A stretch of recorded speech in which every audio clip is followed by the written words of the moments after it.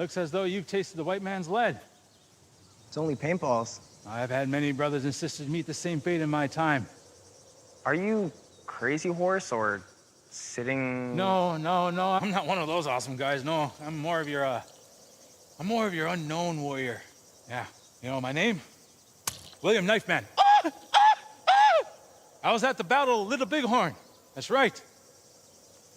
I didn't kill anybody, but I fought bravely. Well, I didn't actually fight. I actually didn't even get into the fight itself. But I came over that hill real rugged like, I saw Custer like that. That yellow hair, he was sitting there. Son of the morning star, that guy right there. Fuck, I really hated him. So I went after him. But then the damn horse hit a gopher hole. Fucking rolled over and squashed me. I died there. This horse actually, little shit. And now I'm meant to travel the spirit world, find lost souls like you. The spirit world, it's cold. My nipples are always hard. I'm always hungry. Got it. Being a warrior, it's not always easy. You and your thuggy-ass friends, what are you doing for your people?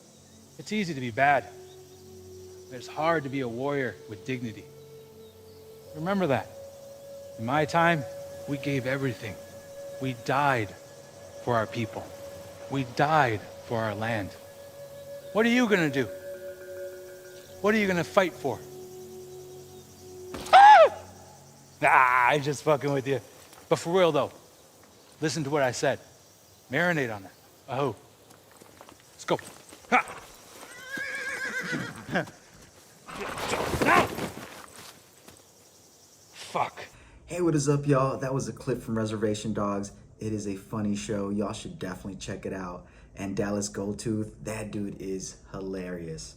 Welcome to another episode of Office Hours with me, Cesar Martinez. The reason why I started with that clip is, as I'm doing my research and all this other stuff, in my head I have ideas of creating like these shows, like The Adventures of Wanchese and Manteo, and I could see some people that would be great for these roles. And Dallas Goldtooth, that dude is hilarious. I can see him me being either Wanchese or Manteo.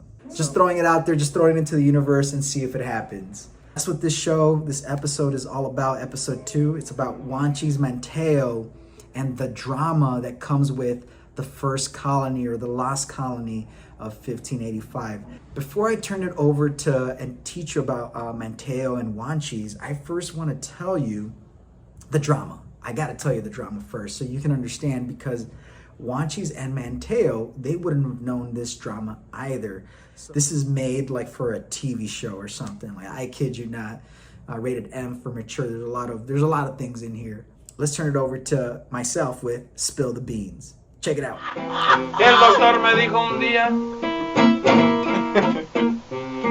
que no comiera frijol.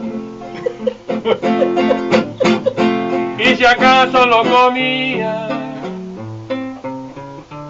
que usara Pepto-Bismol.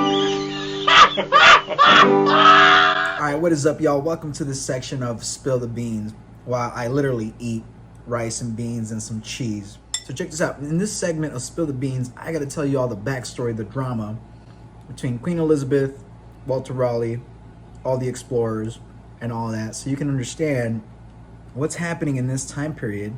And also Wanchese and Manteo, and a lot of the indigenous folks wouldn't have known about the drama that was coming to them from Europe. So let's get started.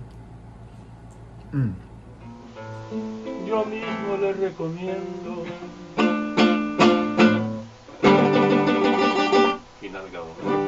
Un tapón de mitrocin.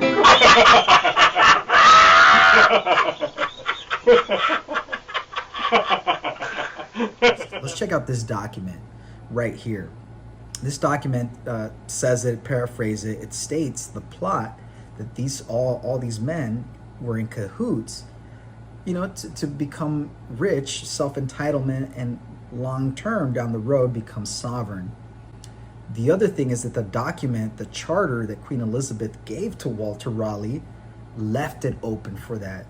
Because in the charter, if we look at it, that charter allowed for Walter Raleigh to set up his own laws, provisions, as long as they did not impede with English law. So basically the Queen was saying, Walter, you can make whatever rules, laws you need to make in that colony to make sure that it runs successfully, as long as it doesn't go against my word. If you know the history of Walter Raleigh, you think he's going to keep his word? I don't think so. Let's go with Walter Raleigh. Let me tell you about him. So Walter Raleigh was already in the naughty list with Queen Elizabeth. He gets in trouble several times, but the one that got him really in trouble out of all the things, so Queen Elizabeth had chosen this beautiful woman, this beautiful young lady, as a surrogate. Walter Raleigh, being Walter Raleigh with a sneaky link, he gets this woman pregnant. Good God. And then basically sets up a little plan to try to secretly marry this woman. Oh, behave.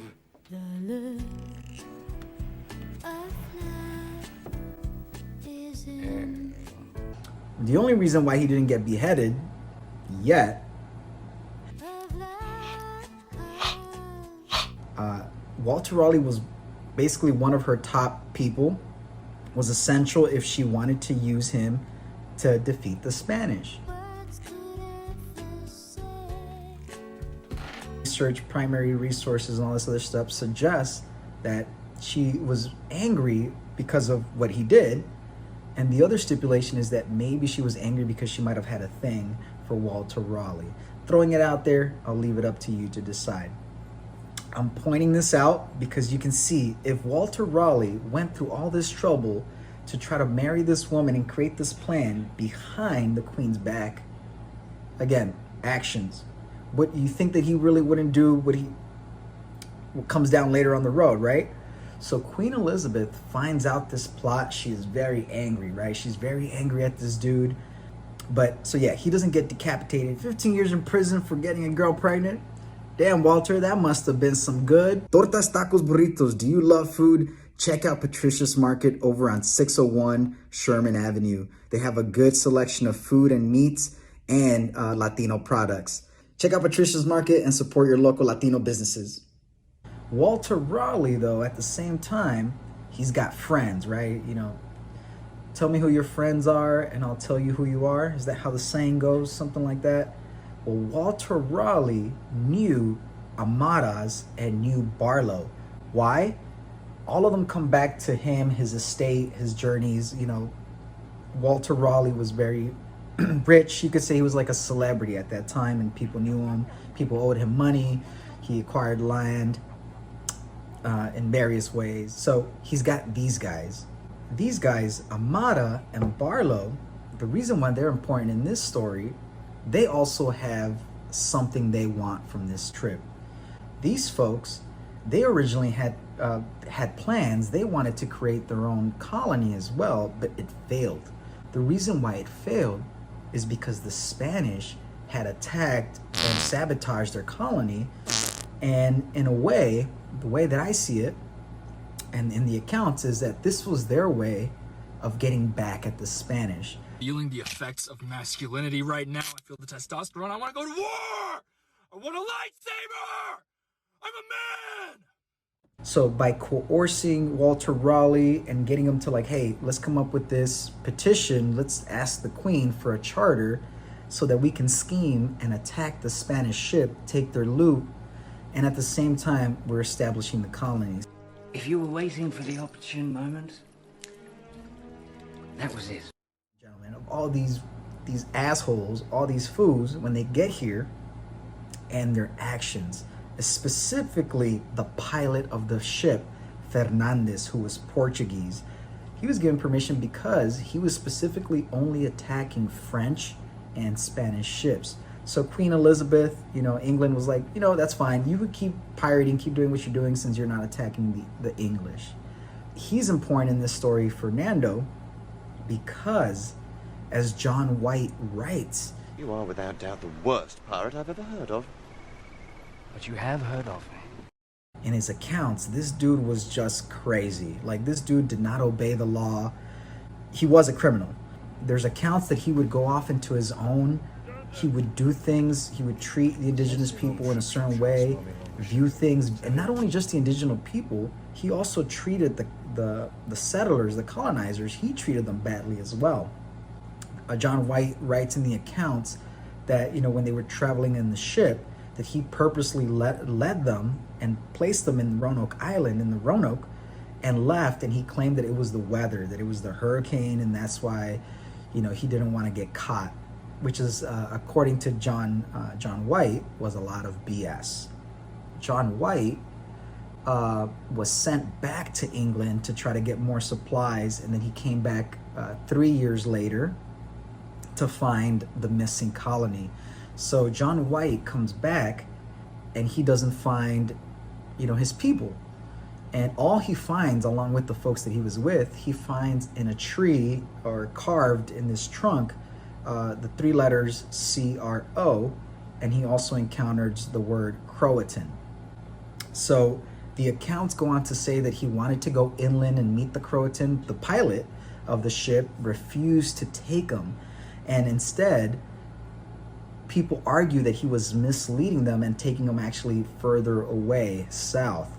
If they would have listened to John White and would have gone inward, maybe he would have found his granddaughter, would have found his family. For those that don't know, the reason why John White was invested, one of the first 115 English colonizers in this trip was his daughter, who happened to be pregnant, who then gave birth Virginia Dare. So that was the grandchild of John White. So he was invested in finding his family. American history says that the lost colony, one of the potential outcomes was that they would have been killed or attacked by an indigenous tribe. Immediately, they already go towards the negative, right? And we can talk about how that serves the narrative for them in order to come and take away the land from indigenous people. That's the narrative that works for them. But according to research today, you can put it on, look at the description, DNA and evidence suggests that the people of the lost colony most likely moved north, and they were actually integrated into the Algonquian tribe, the nearby villages. So the evidence does suggest that. So that's something that we need to rewrite history and point out that they weren't the lost colony. As a matter of fact, maybe they were the first colony, the first English colony to assimilate to indigenous ways. I want you all to keep that in mind. This is something new. This is something crazy that doesn't get taught. That's the tea. That's the drama. That's what I wanted you all to, at least a little bit, to know what's happening around this time. So the other day I was just sitting around talking to some homies about how I feel our people could use more self-love, especially the youth. Anyways, here's some medicine. Pass me that notebook, bro. All right, so now that you're all caught up with that drama, let me now catch you all up here when the Europeans arrive and they encounter Wanchese and Manteo. This is important. Every detail is important, all the actions, because we have to know that these folks did not know how to communicate with each other. It's 2 different cultures, and so some people can take this as this. So this is the accounts before they meet Wanchese and Manteo. So this is how they meet the first indigenous people of Roanoke.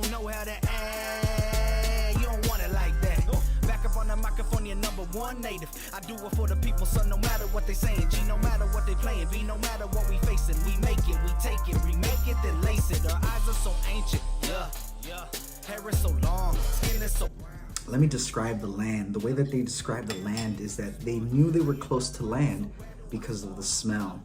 The smell, I don't even know how to describe it, but they said it was very sweet, like paradise, like if you were close to heaven, like the garden of heaven. They stayed there for 3 days. On the 3rd day, that's when they encountered the first indigenous folks. Music that's radical, actually masterful, magical, tactical, tangible, valuables. Yo, shit is casual, gradually laughable, fashionable, factuals. I am impassable. Trail of tears and we still here. So what you're seeing here on the screen is the description of the first account, and there's an action here that I think might have been overlooked. So according to the notes is the folks are coming in with their boats, with their canoes, and they all basically, they walk ashore where, you know, one of the things that they offer, the Europeans offer to the indigenous people were shirts and hats. No, thank you. I'm good. I'll pass on that. So this is actually how they met. The indigenous people, the reason why they came out, and the reason why I'm making this argument, it's in the account. So they came out in boat, 3 folks, another person stayed behind. They were curious. They're like, whoa, what's going on? Like, we're curious of who these people are. They got these big ships. Are they here to fish? Are they here to trade? What's going on? And the reason I'm saying that, looking at the notes, the indigenous folks, right after they get, they get the shirt and the hat, what they do and what is described is that they actually start fishing. So this indigenous man in his canoe, he didn't come bearing gifts, but what he does after he receives the hat and the shirt, he casts his net, catches fish, fills up his canoe, and what he does is that he grabs a fish, cuts it in half, and half of the fish, he points it to the vessel, and then the other half, he points it to the top of a rock or mountain, kind of symbolizing like, hey, this is a place where we grab food, our source where we eat, and you are here, you haven't moved. Half is yours. If you're gonna eat here, please, half is yours and half is ours. We are here to share, we are friendly people. That was the message. So these were fishermen, maybe probably common folk, right? They didn't send anybody royalty, anybody up there until the next day. The next day, on the 4th day, so Granganimeo, he comes, and now he is the one that's going to greet the English. He is coming with 40 to 44 men, and they put this royal mat, and he sits down, and he's waiting for the Englishmen to come ashore. He is sitting there very strong. He's not moving. The Englishmen are coming very suspiciously. They had their weapons, but at the same time, they also came bearing gifts. As they got closer, they saw that Granganimeo, his facial expression and what he was doing is symbolized friendliness. So Granganimeo, what he was doing like, according to the accounts, is that he was patting his head and his chest, and he had a smile on his face, that he was cheerful, and that he was waving folks to come and telling them to sit down in his royal mat. Most likely, I'm sure the colonizers gave Granganimeo some shirts and a hat again. So Granganimeo, what he does is like his food, they gave him food, they gave him jewelry and a whole bunch of stuff that they were interested in, that they were pointing to. So for example, they were very interested that Granganimeo had a metal art piece in his head to symbolize that he was royalty. They couldn't tell whether if it was gold or if it was another metal, because they said that it wasn't polished. But they were interested, so they kept wanting to ask, like, hey, where did you get that? So we have that, and then we have the accounts that same evening, after all of this has happened, that same evening, they keep traveling, and it's said that's where they encounter Granganimeo's wife. Granganimeo's wife, she then invites them all to the village to come and eat. Barlow, he writes that they were entertained with all love and kindness, and with as much bounty and their manner as they could possibly devise. We found the people most gentle, loving, and faithful, void of guile and treason, and such as lives after the manner of the golden age. So he's paradise. People are picturing this as paradise. I want to be here. Fuck what they talking about still here. Damn, it feel good to be a native. Damn, it feel good to be a native. Damn, it feel good to be a native. Man, it feel good just to say it. Yeah, it feel good to be indigenous. Yeah, it feel good to be indigenous. The other folks that we have to look is Ralph Lane and Walter Raleigh's cousin, Richard Greenville. These folks were also part of this expedition. They were given permission, or they were given a commission by Walter Raleigh to set up a colony in Roanoke. And Richard Greenville, being the cousin, he was also invested to make sure he wanted to make money, but his leadership style was very brute. Basically, he would do whatever he needed to do to get the job done. Ralph Lane, the same thing. He was very more of a military style of a man rather than a politician, rather than using politics. So one of the things that doesn't get brought up in history in one of these feasts is that Richard Greenville ends up accusing one of the indigenous people from the Waskaganic tribe of stealing a silver cup.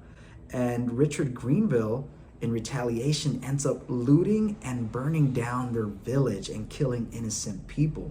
The accusation, right? He ends up looting and burning down and killing the entire village for a silver cup. So even before this event happened, there were already accounts, and Richard Greenville already had a bad track record of being this brute man. And even if it was retaliation, that's excessive. Just putting that out there. Ralph Lane and Richard Greenville also were butting heads because of the style of leadership. When we get to August 17th, 1985, when the colony reaches Roanoke and they're trying to establish the colony, Richard Greenville, he was like, hey, I'm gonna be back next year. He basically is ready to book it. He's done, and he's basically promising that he's gonna come back a year later with more supplies, more food for the colony. However, dude never comes back.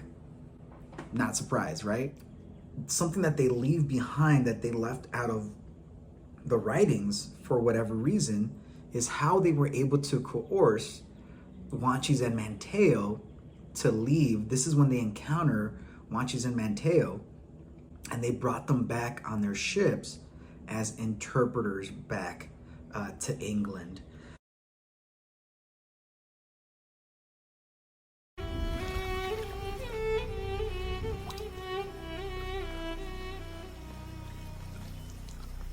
Ralph Lane is actually no different than Richard Greenville. So Ralph Lane, what he would do is that he would capture indigenous people, interrogate them, and try to extract as much information as possible. He wanted to know which tribes were allies and which ones they had to be aware of. And he also wanted to take up more information of where all these precious metals were. So those are the accounts that are left out of the history books and the treatment of indigenous people. That's something different. That's very important. And it also plays a role with the relationships with future English colonizers when they get here. Indigenous folks are already wary, and they're not going to want anything to do with the colonizers because they know they're here to take, they're here to steal, and they're doing these brute tactics.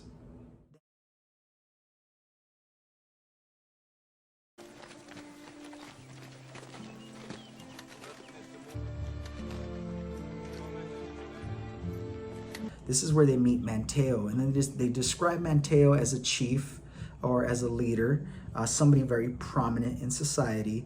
Manteo, also by the accounts, was a very youthful, strong leader, a handsome man, and then he was very wise, very intelligent. He was able to pick things up very quickly, evident in how fast he was able to pick up English with his voyage from Carolina all the way to England, as well as him, meeting the Queen and just like being able to pick up a lot of like the cultural attributes. He was able to understand and grasp what was happening. Wanchese felt like that he was being held captive. According from the accounts from Wanchese, he didn't like it because one, the Europeans, they basically told him where to go, who to talk to, how to dress, what to eat, controlling their every movement, their physical space. Whereas Manteo, based on his actions, I don't know if he understood he was being held captive or not, but he was more open to learning English in this voyage. He'll learn the language so he can also understand, right, the tools and the language that these folks are using against them, because language is also, it's a tool, is another weapon. And they heard when they were on these ships and these voyages, and as Manteo is learning English, he's also learning what these people are thinking about him, Wanchese and his people. This explains the behavior of why Manteo refused to speak English when he met Queen Elizabeth in her palace. He was just like, nope, I'm not going to speak. He only spoke in his language, right? But people didn't write down what he said. So we don't honestly know what he said to the Queen. Walter Raleigh and all these other folks, that's what they did most of the time. They were just like asking Manteo and Juanchis thousands and thousands of questions, asking them about war tactics. They were already plotting military strategies, like who can be our allies, who is going to be our potential enemies. We see that here with what they were asking. whereas Wanchese was refusing. His actions tell me that he felt, he knew what was coming. Of resistance is like, I'm not gonna learn your language. No, I'm not trying to, if anything, I'm here just to protect my people, to trade with you, and I want nothing else from you.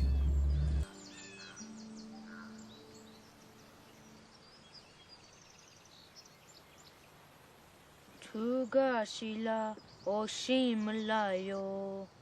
Tuga shila oshimalayo. Tuga shila oshimalayo. Tuga shila oshimalayo.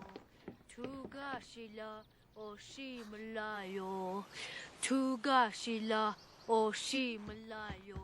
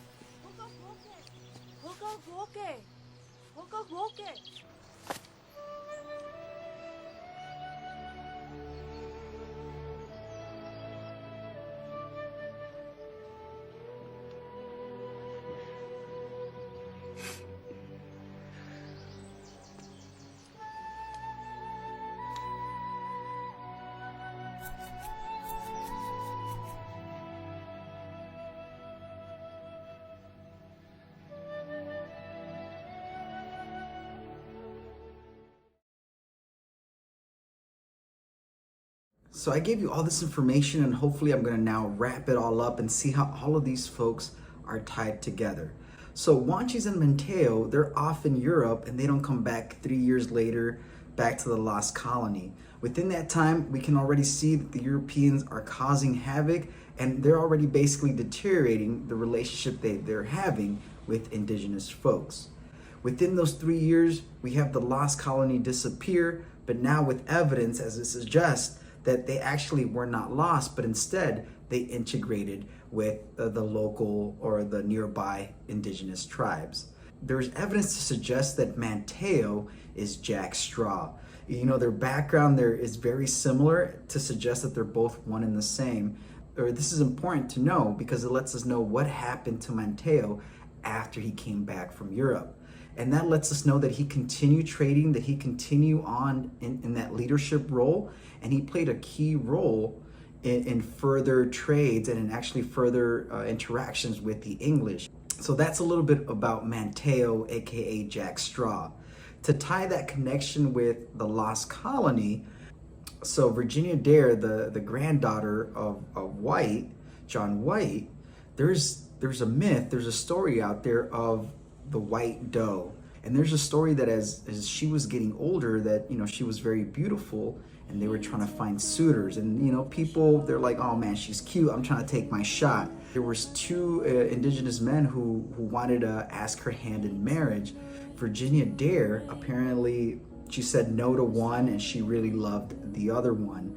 The story that ends up happening is that one of these indigenous men creates some sort of magic spell that ends up turning Virginia Dare into this beautiful, spiritual, beautiful doe. So she's like, if I can't have you, he can't have you either. However, this other gentleman that loved Virginia, he also knew how to break the spell. But I'm also gonna bring in here Wanchese. How does Wanchese come into play? So when Wanchese comes back from England, according to this myth, this story, is that he also knew how to break this magical spell, and he knew of Virginia Dare.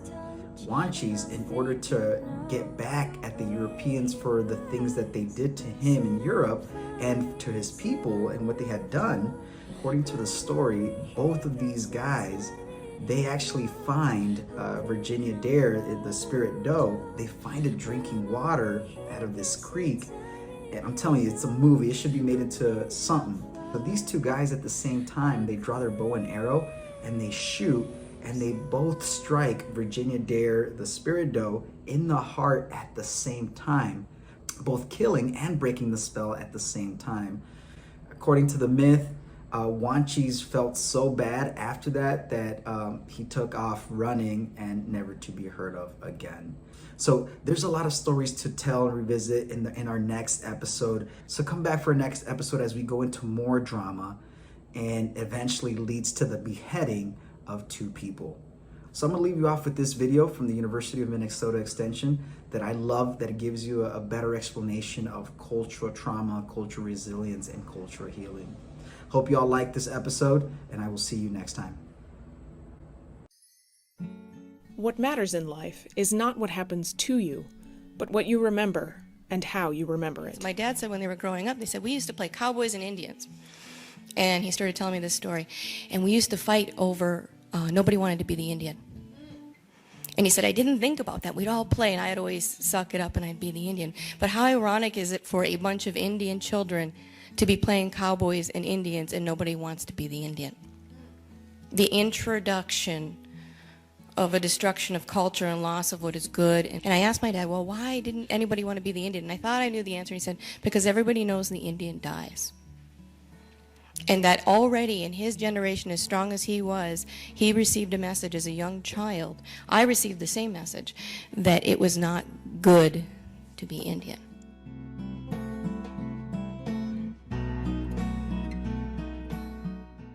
Slavery, colonization, forced relocation, and other historically traumatic events in generations past have lingering and profound consequences today. But what is historical trauma? Historical trauma has to do with collective, cumulative emotional wounding over and across generations that results from massive cataclysmic events. These are events that don't just target an individual, but they target a whole collective community. Things like forced relocation from traditional homelands, like the Trail of Tears, like my ancestors went through. But the process that our communities talk a lot about is that the trauma is held personally, and it can be transmitted over generations. So even family members who have not had a direct experience of the trauma itself can feel the effects of that event generations later. Does historical trauma only affect certain groups of people? What really helps me to help people understand the notion of historical trauma is that it's actually a phenomenon that lots of communities, indigenous communities, or people all over the world have sort of struggled with. It's not something that specifically is only owned by tribal people or indigenous people. It gets articulated all over the world. Historical trauma is widespread, affecting many communities across the globe. Observation has, from the empirical side, started with work on the Holocaust survivors. And there's a lot of work on intergenerational transmission of trauma. And it's moved into also looking at Japanese internment survivors, Armenian survivors, descendants of their Holocaust, and so forth. So there's been some more empirical work in this area. And you can imagine trying to track trauma over generations and trying to tease out what is the impact over generations on this child, combined with whatever traumatic events they've gone through in their childhood and in their lifetime. Historical trauma is passed on across generations. I say to you, acknowledgement is due my grandfather, Pop. He never told us the stories of why he did certain things. He never shared with us why he never cried, for example. He never shared with us why he walked out the door when my grandmother cried. Why he turned his back when she cried. Of course we thought he turned his back because he didn't care, of course. But he turned his back, as I look back now, because the pain has no words. I still have the images of him dealing with the limitations that he was up against. I can only imagine the pain. But what I do know is that it didn't go away. It came inside into those of us who followed him. No one ever talks about the moment you found out that you were white, or the moment you found out that you were black.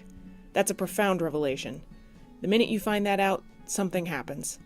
You have to renegotiate everything, and that's a profound psychological moment.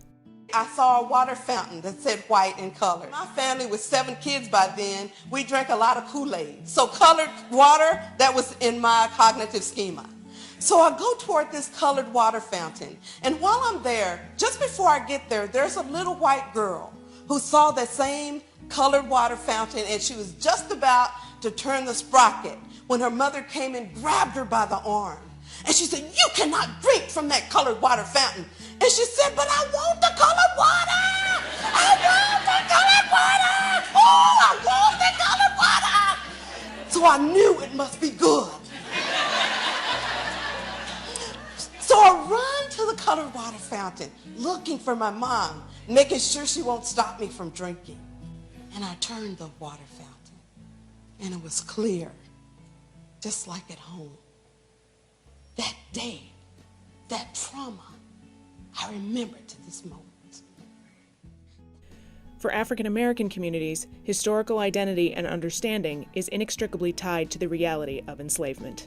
It ties us to enslavement with what an awful terror, 400 years of trauma we experienced. And for us, we talk about it as being utter cultural erasure.